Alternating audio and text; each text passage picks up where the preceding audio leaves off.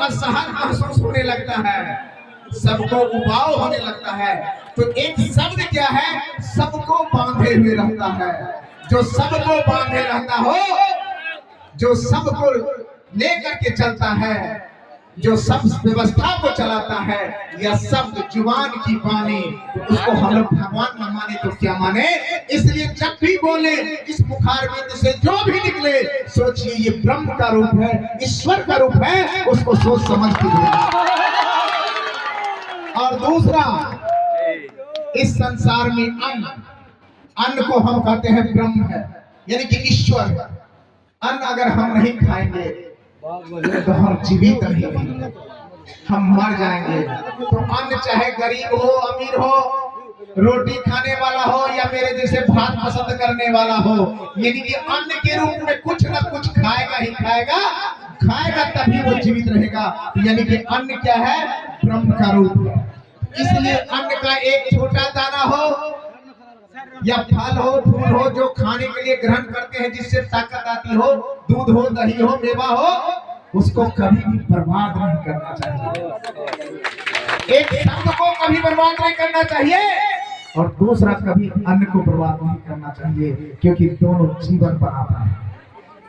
बात बाकी हम क्या कहें, रामनवमी का शुभ अवसर पे आयोजित यह भव्य मेला समारोह, और जिस तरह से आप लोगों ने भक्तिमय वातावरण में बड़े बुजुर्गों के आशीर्वाद से, युवा शक्तियों के जोश खरोश और उनके एक एक पसीने की बूंद से अर्जित किया हुआ एक एक पैसा से यह मेला सजा हुआ है।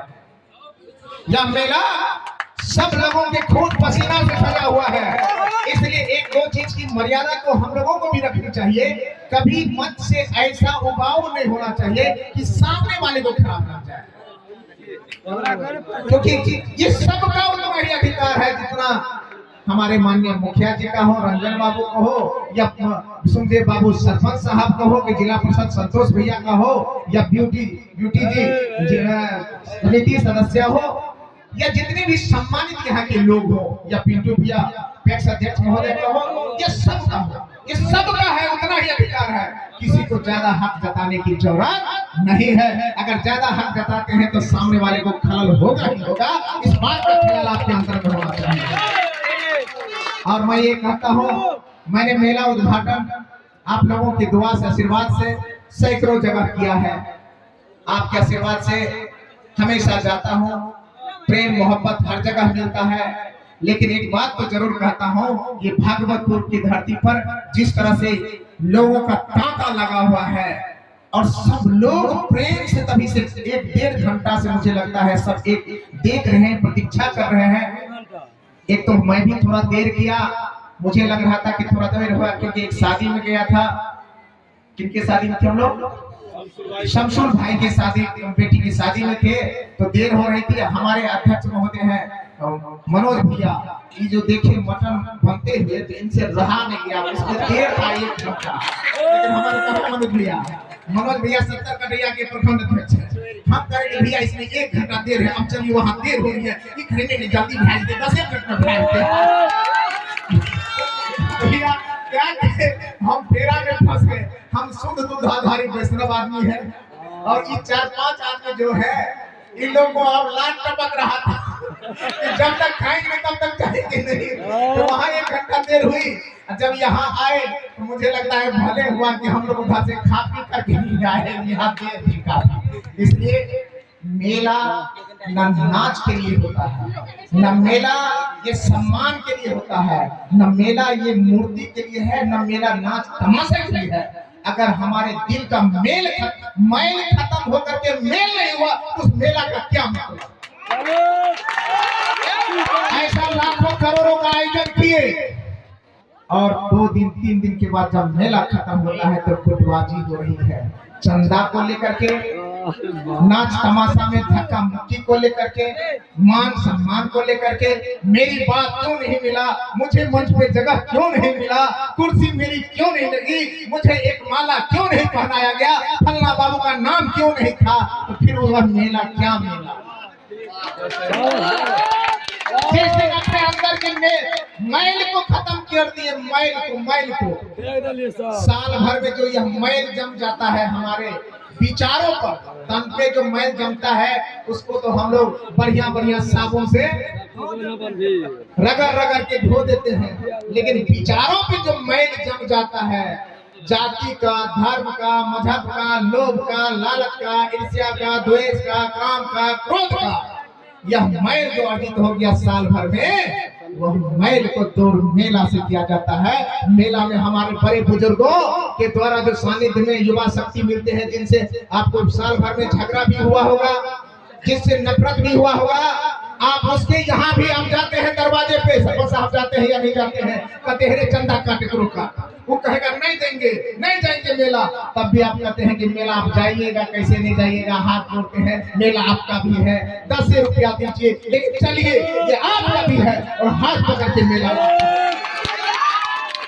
तो आप बताइए, साल भर में जो हमारे अंदर विद्वेष पैदा हुआ, साल भर में जो नफरत पैदा हुआ, साल भर के जो जीवन चलाने में गुटबाजी पैदा हुआ, वह सारा गुटबाजी आकर के मेला में जाकर टूट जाता है। इसलिए तो हमारे बड़े बुजुर्गों ने, पुरखों ने तो मेला का आयोजन करना शुरू किया था, और हम युवा शक्ति आज इस पीढ़ी में 2026 में जी रहे हैं। अगर वह अपनी परंपरा, अपने विरासत को, अपने बड़े बुजुर्गों के आशीर्वाद को धो करके, बचा करके, समाज को नहीं बचा करके रख पाए, तो हमसे बड़ा अभागा कौन होगा?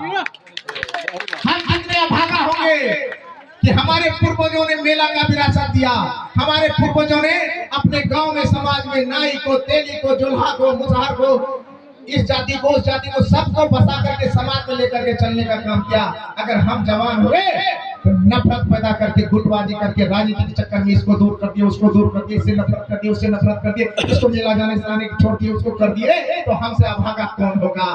कहता है कि वंश में कुबाखर पैदा है, जिसने कहीं तो वंश में कुबाखर, तो समाज में कुबाखर पैदा हो जाएगा, तो हमारे समाज टूटने लगेगा। इसलिए मैं कहता हूँ, ज्यादा कुछ नहीं, देर तो बहुत हो गई, नाच देखने के लिए बहुत लोग आए हैं, बहुत लोग माता बहन इधर से आए हैं, सबको लग रहा है नाच होता है, बड़का बड़का है, लेकिन कहाँ ही नेता के भाषण में फंस जाते हैं लोग।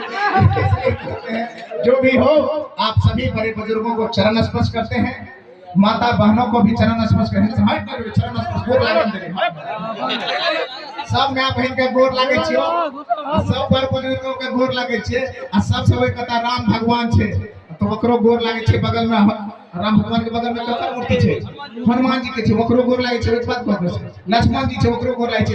एगो लक्ष्मणो भैर का संगे रहे छे, जते राम के मूर्ति बने छे ओकरो बन जाय छे। आइ काल्हि के ते भाई एहन लक्ष्मण दूर है, कन्या जब आवे छे, तो भैया कथी लक्ष्मण के घर एक कथा रहते, तो राम के घर एक कथा रहते, वो जेते एक कथा, तो जेते एक कथा। आ एगो ई जे छे लक्ष्मण आ राम, ई कहिया जन्मले रहे, अखनी तक संगे संग चल रहल छे, मूर्तियों संगे संग बन रहल छे। बस इतना ही अंतर है हम में और आप में और उनमें। कौन माँ ऐसा नहीं चाहती है कि मेरा बेटा पैदा हो तो राम के जैसा हो? कौन ऐसा नर नारी है जो चाहता है कि मेरा राजा राम की तरह राजा राम हो?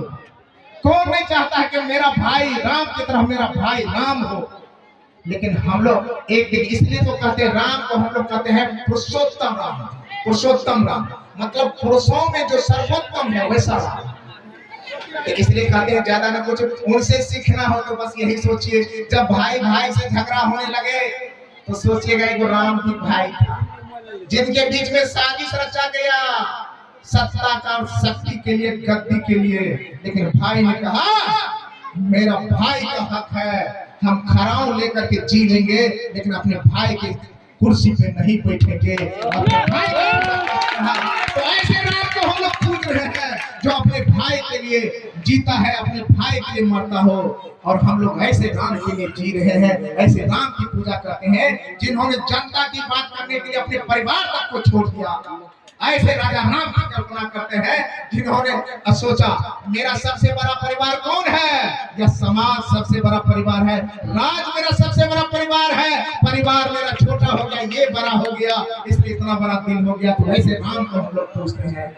वह राम है जो गुरुओं का सबसे प्यारा है, जो सब अपने आस पड़ोस के सब लोगों का सबसे प्यारा है, सब माँ कहती है मेरा बेटा राम की तरह, तो हम उसका पूजा करते हैं। और एक बात और बात कह करके अपनी बात समाप्त करेंगे। आप एक देखिएगा, राम के साथ तो वो तो भैर ही है, तो वकर फोटो तो बन जाए मूर्ति। हनुमान जी के लिए, हनुमान जी कौन थे? सेवक। जिनको लगता है कि फल्ला बाबू का हम अदब करेंगे, मान सम्मान करेंगे, सेवा करेंगे, उनके प्रति विश्वास रखेंगे, निष्ठा करेंगे, तो लोग हमको कहीं छोटा ना समझ ले, इधर फल्ला के गुलाम। ये हमारे समाज में होता है। लेकिन आपको अगर शंका हो तो समाधान के लिए राम भगवान के